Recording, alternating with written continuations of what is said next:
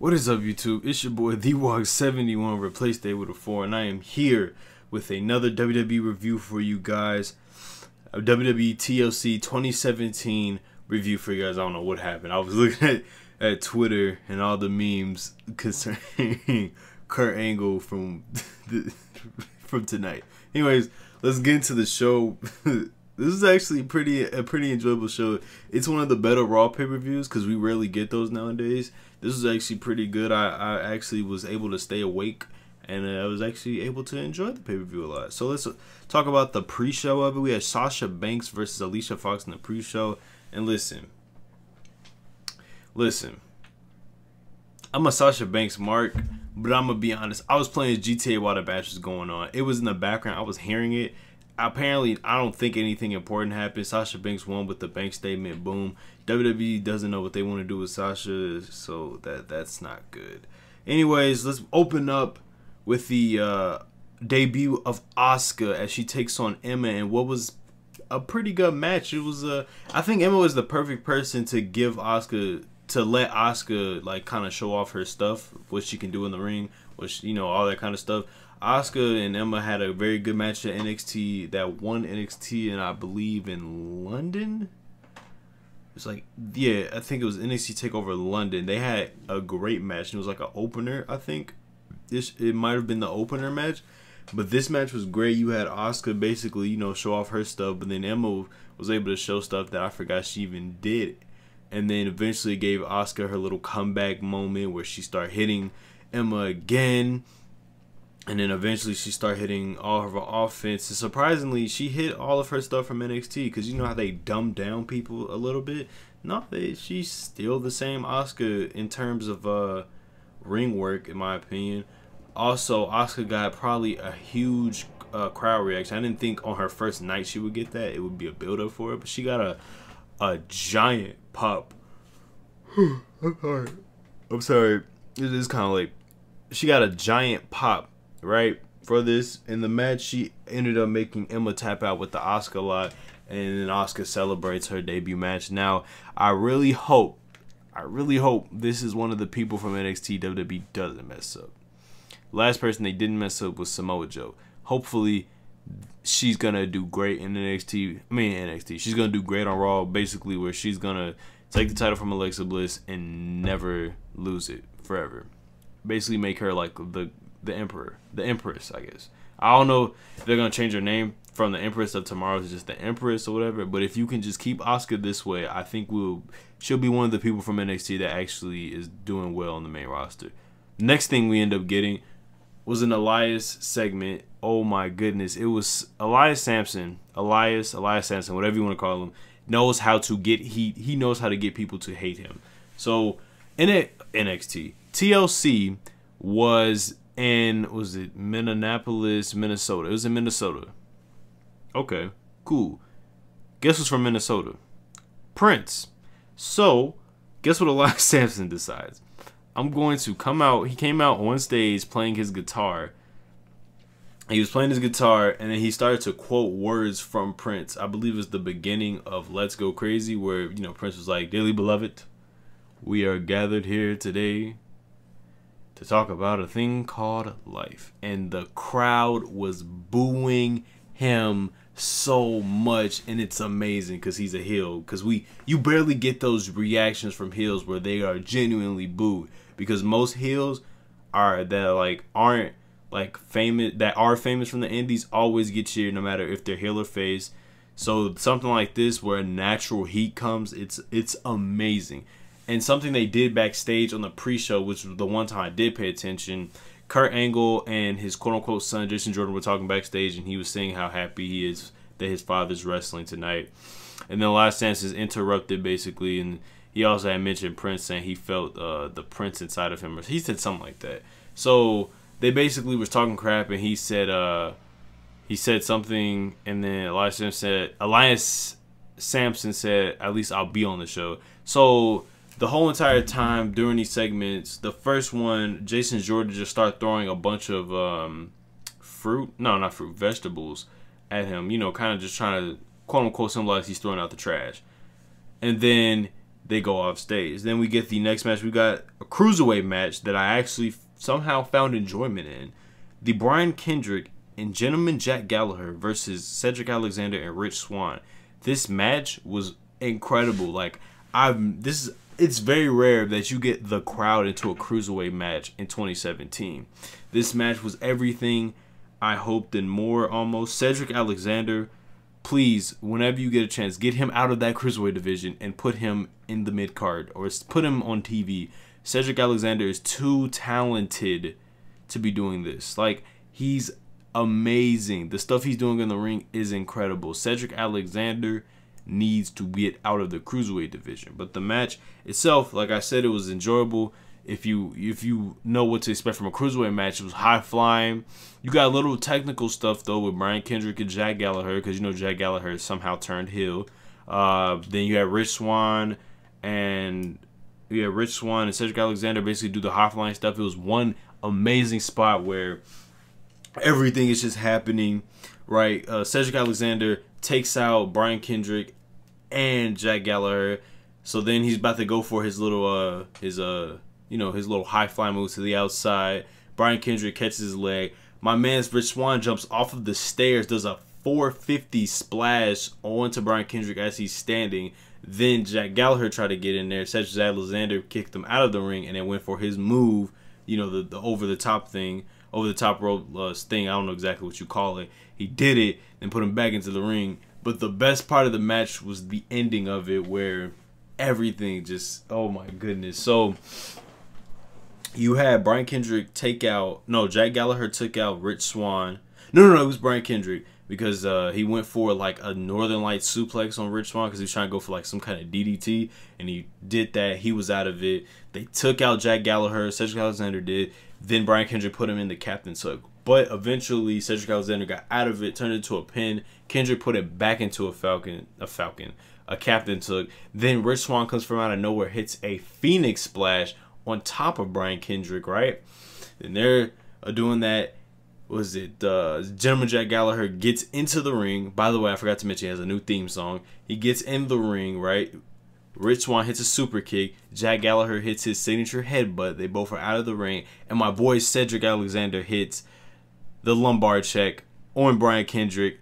One of the best looking moves on WWE today. I love that move so much. It's just so, if you can feel like the pain when it happens. I don't know, man. I genuinely enjoy that move. It's an incredible move. So then after that, we got the women's championship matches. We had Alexa Bliss defend against the legendary Mickie James, the Raw Women's Championship. And kind of the thing behind this was that Alexa Bliss went through basically all of the top female superstars at No Mercy in a Fatal 5-Way. And then when she was asked on the Raw Talk, you know, you beating everybody, what's next? Maybe Mickie James. And then she's like, no, Mickie James is an old lady. Her career is way past behind her. That's basically what it was kind of like for Mickie James for a while. Like, she was just there on WWE because, you know, just because, you know what I'm saying? Like, there was no reason why she should have been there, but she was just there. And then eventually Mickie James came out. She pulled out on Alexa Bliss and said, "Why don't you say it to my face?" And they just literally just been trading a lot of insults and stuff. So the build up for this match has been alright, but the match was actually not bad. I enjoyed the match for the most part of it. I liked the Mickie James actually had a fighting chance. I liked the crowd. I don't know, man. Minnesota was actually pretty into a lot of the matches tonight. Like, I did not expect that much crowd reaction from a cruiserweight tag team match. It wasn't even a championship match. It was just a tag team match. So the match happened. You know, Mickie James got her arm messed up by Alexa Bliss. Alexa Bliss used a lot of her dirty tactics that she did towards the end of the match. You know, I'm not going to go, you know, move by move or anything like that. I'll just talk about the main stuff. You know, Alexa Bliss got to the top rope. She hit the Twisted Bliss, but Mickie James got out of it. Then she got to the top rope, went for a flying drop kick, didn't get all of it, pinned Alexa Bliss, and then she went for her little spinning, I guess, heel kick, I guess you would say, and she hit it, and then it put Alexa Bliss in the corner, and then she grabbed Mickie James' arm and flung her into the turnbuckle and hit her DDT, won the match. Then after the match, Mickie James got interviewed and said, you know, she appreciates the fans. You know, this isn't the last you'll see of her in championship matches, all this kind of stuff. So I think WWE is starting to realize what they have in Mickie James. I feel like since Nia Jax, you know, is took a leave of absence from WWE. She's not leaving WWE. She's just taking a break. I feel like they're putting Mickie James in that position of more or less the kind of a more upper card female superstar, because for a while Mickie James wasn't really doing nothing. And Nia Jax was still on TV when that was happening, but we don't know exactly when she decided to do that, when she decided she wants to take the leave of absence. But it's just kind of coincidence in a way. So I feel like until Nia Jax comes back, maybe Mickie James is gonna fill that void, and then after that she can go back. I don't want her to go back to doing what she was doing. Maybe she could just be the veteran on there that gives everybody that one good match, you know, or like a proving match sort of kind of thing. You know, a veteran versus I wouldn't say a rookie, a veteran versus somebody current. You know, maybe her and Sasha Banks or something like that, or her and Bayley, something like that.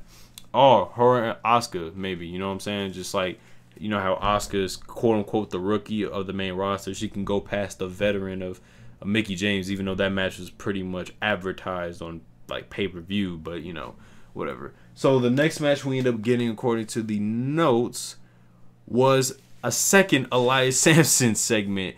Elias Sampson decides to sing, I think it was another song from somebody, like a famous like music artist and or group, don't quote me on that, from Minnesota. He started to sing it. Either that, because that's what the commentary said, but I think he was singing his own song, basically trashing Minnesota. And then Jason Jordan came back out and threw more vegetables at him, symbolizing he's throwing trash. Then eventually it made a match later on in the night, but yeah, I don't know.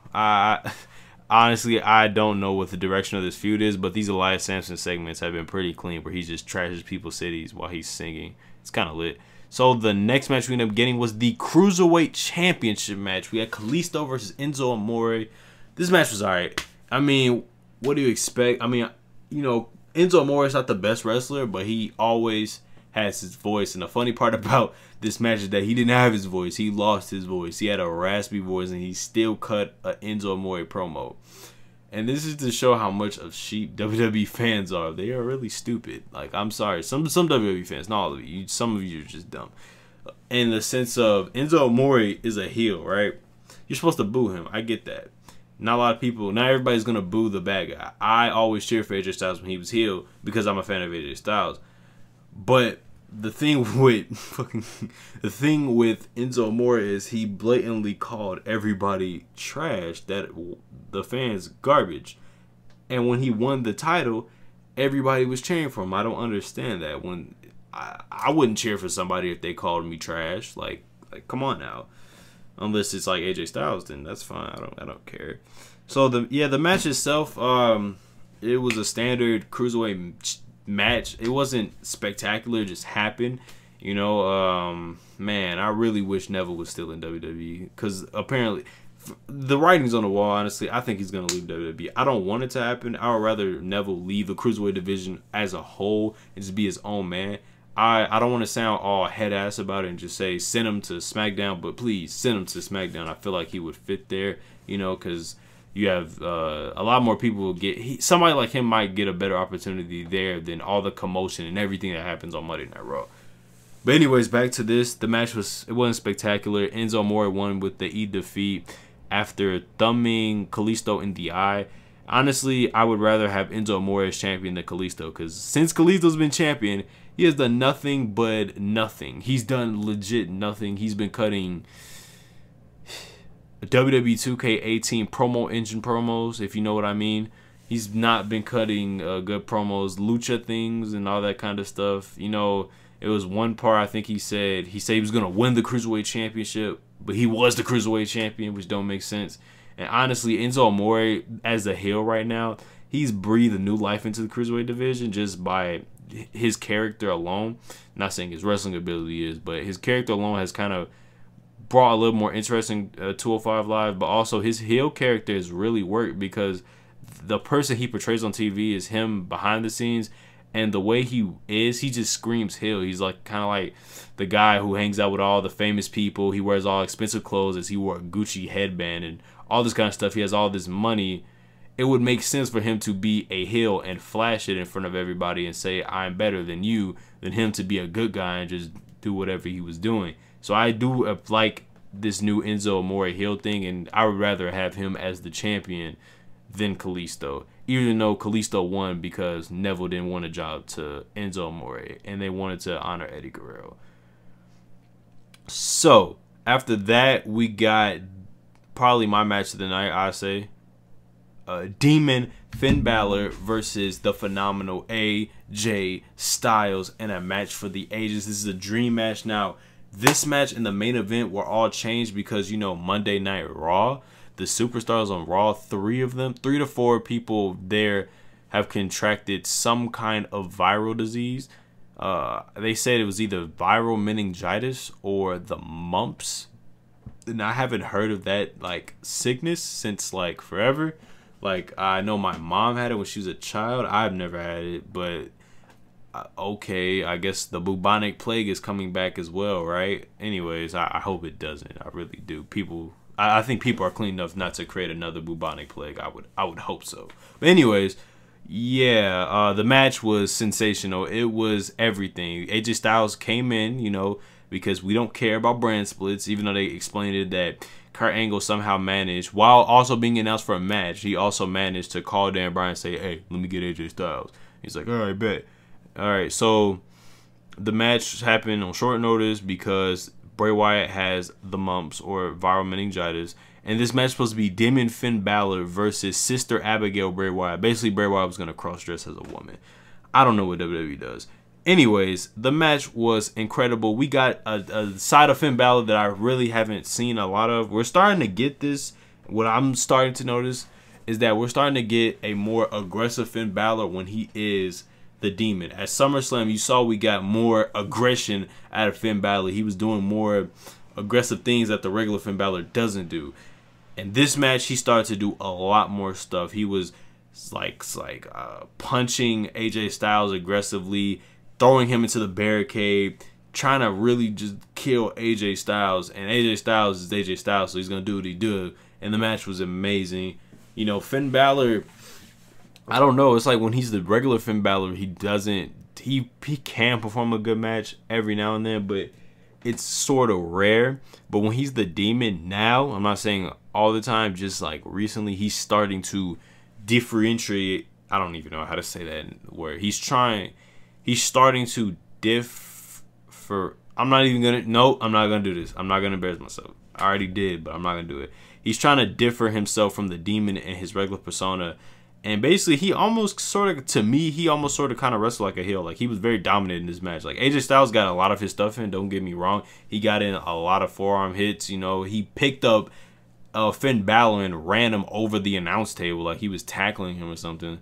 AJ Styles hit a 450 splash, but honestly, Finn Balor was really on top. He was more dominant, and he ended up winning with the coup de grace. The shotgun drop kicks look very vicious. When he hit one shotgun drop kick on AJ Styles flew into the barricade. Then he did it again towards the end of the match, and he flew into the turnbuckle, and then Finn Balor hit the coup de grace. But the way he hit it looks like way more vicious because he jumped, but he didn't, you know how he jumps? He jumps foot first, you know, feet to the chest, but then he goes back first. He literally stomped my man's AJ Styles in the chest and fell on him. And then he pinned him. 1, 2, 3. He won. Honestly, it makes sense why Demon Finn Balor win. AJ Styles doesn't need the victory. He can lose. Plus, he's on SmackDown, so this is honestly just an exhibition match. He's just there because they needed somebody.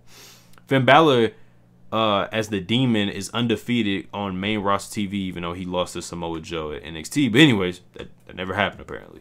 So they've also kind of foreshadowed it on TV. AJ Styles blatantly said on the pre-show, this is another time I paid attention to the pre-show because I was listening. I wasn't paying attention to the video, but I was listening. It was like in my ear. And he was basically saying that the Demon Finn Balor has never been beaten on WWE television or whatever. So that was one sign right there that he was going to win with it. So they were kind of foreshadowing it. But the match was incredible. If there's one match I should say go check out, is this match. This match was incredible. Then after the match, AJ Styles and Finn Balor both too sweet to each other, you know, because the Young Bucks can't do that because WWE, you know, hit that young cease and desist, but they too sweet to each other in the ring, the former Bullet Club leaders. Sensational. Now, it would have been cool if, like, Gallows Anderson somehow got involved in the match or something, but we don't know what they're doing with Gallows Anderson. So then after all of the segments we got with between Elias Sampson and Jason Jordan, we actually got the match. And I'm going to keep it real. I didn't really pay attention to the match because the whole purpose of the match was to be a filler. Get the crowd rejuvenized before the main event. Because if you take a big match and put it next to another big match, the crowd is more likely going to die. That's why they have those little cool down matches. And this was sort of a cool down match, but it actually had a lot more crowd participation. But I was half paying attention to it. I can't really tell you what happened until the end. And basically, I was about to say AJ Styles. Jason Jordan went for, I'm going to assume, he was trying to go for a belly-to-belly suplex. Elias Sampson got out of it, kneed him in the face, and then went for something. And then Jason Jordan somehow got it and put him into what do you call it? It's not a schoolgirl. I'm just going to say a variation of a roll-up. I forgot exactly what it's called. He hit him with it, but Elias got his shoulders up before the referee counted 3, and he counted 3, and Jason Jordan won. I was just very confused with that. Even Booker T and all the commentators, they were all confused at that point. But anyways, let's get to the match we all been waiting for. Before I get to this is the TLC match, but one thing about TLC I noticed is this didn't happen until, like, I'm going to assume 13 or 14 TLC, where we had John Cena and Randy Orton in the main event, and that was the only specialty match of the pay-per-view. Well, it's the same like this. Like last year's TLC, you had a tables match, you had a ladders match, you had a chairs match, and then you had a TLC match. And they've been doing that format for years, except for that 1 year with Cena and Randy Orton main event. It was just one TLC match. So it was like this year. So the rest of the match was just regular matches.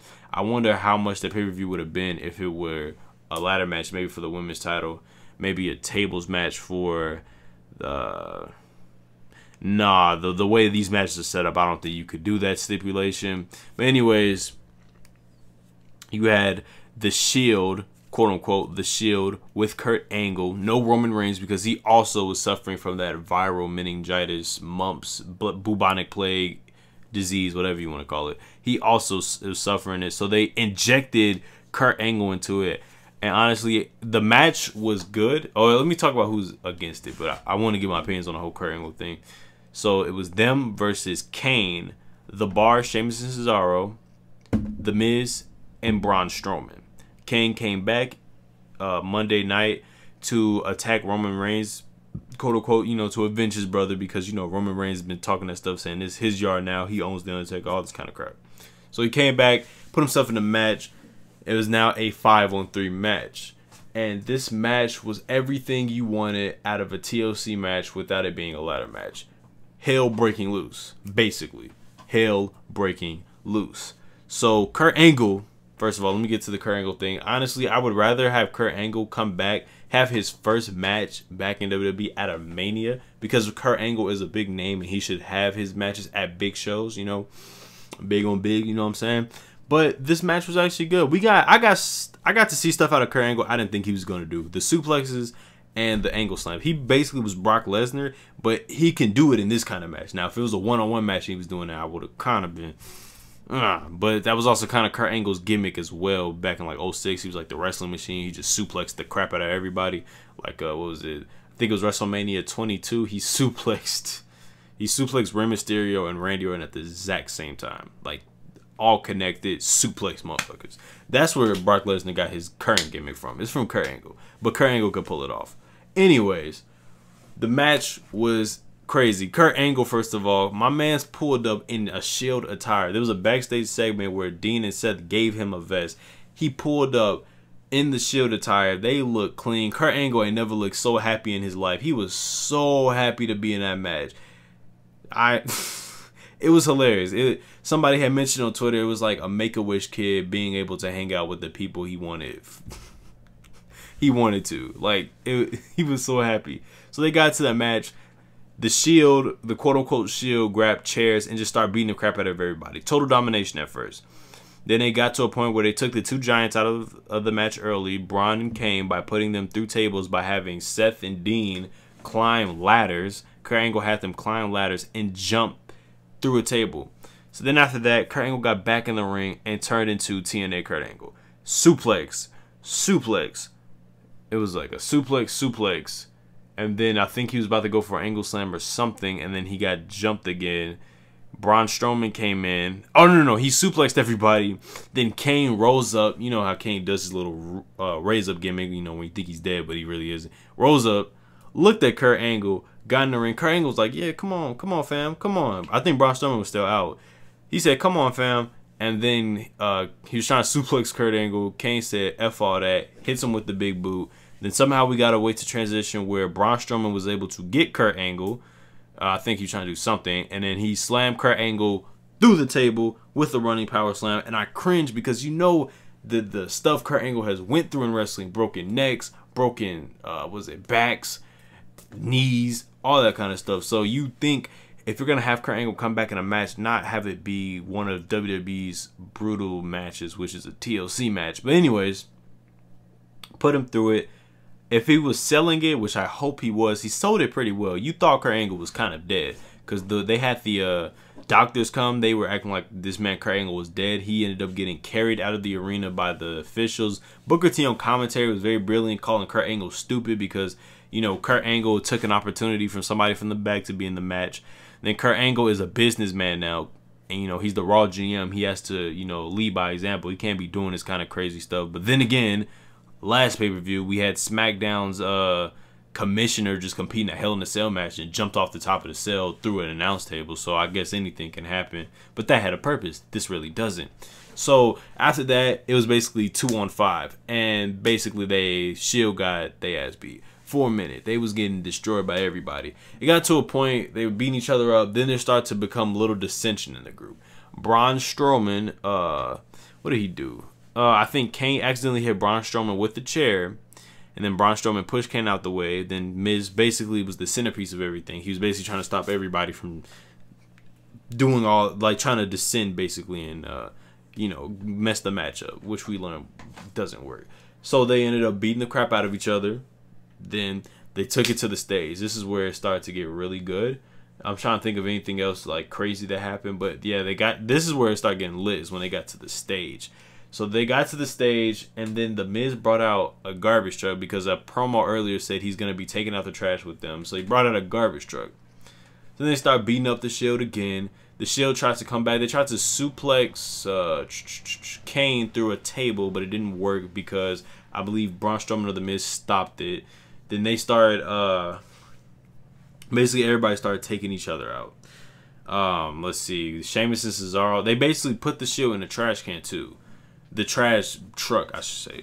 And then eventually Sheamus and Cesaro, I believe they either got put in the truck or they got knocked out. So they're out of the equation. So then you have Kane and Braun Strowman basically take each other out. It was crazy. Kane and Braun Strowman start brawling to each other, and it made me think, dang, I really want to see a match between Kane and Braun. Like, it was intense. So they already teased the little thing that happened earlier where Kane accidentally hit Braun with the chair. Then Kane decides, F that, takes Braun Strowman, chokeslam him through a platform that's like right next to the announcer's table by the stage, puts him through it. Then Kane looks at his prey, right? He looks at his prey. Was it Braun Strowman is grabbing his foot, you know, You know how they do the thing, you know, all dramatic, like where they grab a person's foot, you know, right before a person dies, you know, whatever. So my man Kane says, oh, look, it's a bunch of hanging chairs. What should I do? Pull them down. So he pulls them down, and all the chairs just come crashing down on Braun Strowman. Because if you remember from, I think, the second TLC 2010, something like this happened where John Cena buried Wade Barrett under chairs, and basically Wade Barrett's career was over after that. Braun, I really hope that's not a symbol for Braun Strowman's career because of what happened later in the match. Anyways, after that happened, I believe the Miz was trying to get away. He was trying to run away. And then they started to beat up the Miz himself. And then what happened after that? Let me think. Let me think what happened after that. I think they start fighting on the stage again. Yeah. No. They start fighting on the stage again. Then somehow, some way, I'll tell you. Somehow, some way, Braun Strowman got up, pulled up on Kane, then they start fighting. Then Braun was gonna throw Kane into the fire truck. No, I meant the dumpster truck. He was about to throw Kane into the dumpster truck. Then everybody got Braun off of him, and then everybody just started jumping the crap out of Braun Strowman. Oh my God, I have never seen Braun Strowman get dominated like this. All the Miz, the Bar, and I believe Kane all jumped the crap out of Braun Strowman. Then they put him in a garbage truck and they pulled the lever. And if you don't know what happens to a person in a garbage truck, I'm pretty sure Braun Strowman is dead.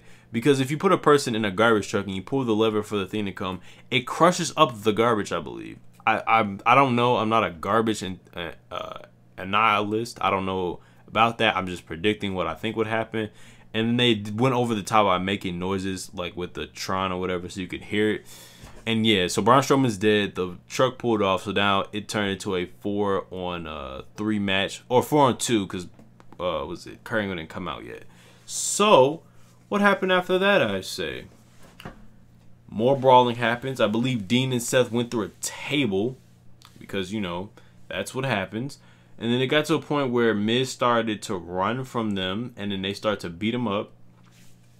And then eventually the other people came to save him, you know. So the match started to really get more lit. This match all around was just hell breaks loose. Everything happening. People getting hit with chairs. People going through tables. People jumping off of ladders. All that kind of stuff.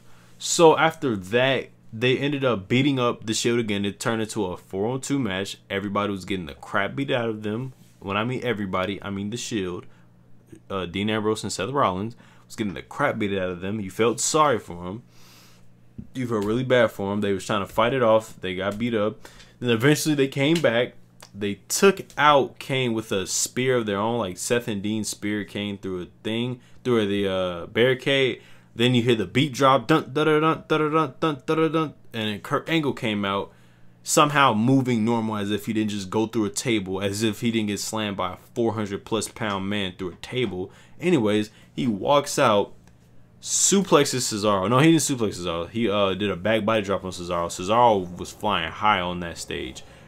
Then he had a suplex on Sheamus, hits an angle slam on Sheamus. I believe hits another one on Sheamus through a table. It either was Sheamus or Cesaro. They're out of the match. Now, Miz is in the ring. Kurt Angle comes in there. Miz somehow gets out of it, and he's able to hit a Skull Crush finale. Kurt kicks out, and Kurt eventually hits him with the ankle lock. He gets out of it. He gets out of it somehow. Kicks Kurt out. I thought Kurt broke his goddamn neck because the way he came out the ring, it looked like he broke his neck. So then the Miz thought he was safe, holding his injured leg because Kurt Angle put him in an ankle lock for a long time. Then eventually, this was like it was clean what happened. So Miz is sitting there, you know, holding his leg, and you know how it goes when an animal is wounded. There's gonna be more animals coming to attack the prey. So the Shield turned into predators, and I don't mean that like you think I mean it. The Shield turned into predators. They got in the ring, looked at the Miz, who was already hurt, already down, the man that was talking the most crap and all this kind of stuff. So then Seth hit his ripcord knee, Dean hit the Dirty Deeds, and then Kurt Angle hit the angle slam. Then they picked up Miz for the triple powerbomb, 1, 2, 3. The Shield, the quote-unquote Shield, won the match. It was an incredibly insane match. This match was crazy. Just everything, all hell breaking loose. And I see what WWE's doing by making these pay-per-views long. I mean, Jesus Christ. Oh, I just thought about that. Oh, crap. So 2 weeks ago, we had Hell in a Cell. That pay-per-view was long. It ended around 10 my time. This pay-per-view ended at exactly 10:04, 10:05. It's the 10th month of the year. So I think WWE is trying to do something with these pay-per-views. Then I said, oh, because next month, we have Survivor Series. And the way WWE does it now with their big 4 pay-per-views, Royal Rumble, Mania, SummerSlam, and Survivor Series are now all 4-hour pay-per-views. Wish you could see my face right now to see my reaction. Anyways. Yeah, so WWE's just doing too much with the length of these pay-per-views. Ain't nobody trying to sit up here and watch wrestling for that long. I mean, Jesus. Anyways, let me get this review out to you guys. Like, comment, favorite, subscribe. Make sure you check out my NXT Universe mode. ironically enough, I have Kurt Angle taking on Cesaro. Anyways, check it out. I really enjoy making these. I'm gonna be recording some more as the weeks come and start to produce more. Because I really want to see how far I can take this. I have everything set up for my universe mode when it comes to NXT, Rivalry Said. I have a lot of ideas in my head that I want to produce on this show. So just stay tuned for that. I don't know. Destiny 2 drops soon on PC. I think I'm going to have to record that soon. That Destiny 2 is young 60 frames a second. Consoles ain't go get that, fam. Anyways, you know what to do. Like, comment, favorite, subscribe. Do what you do to support me. Thank you for actually spending time to watch this. Appreciate it. Peace.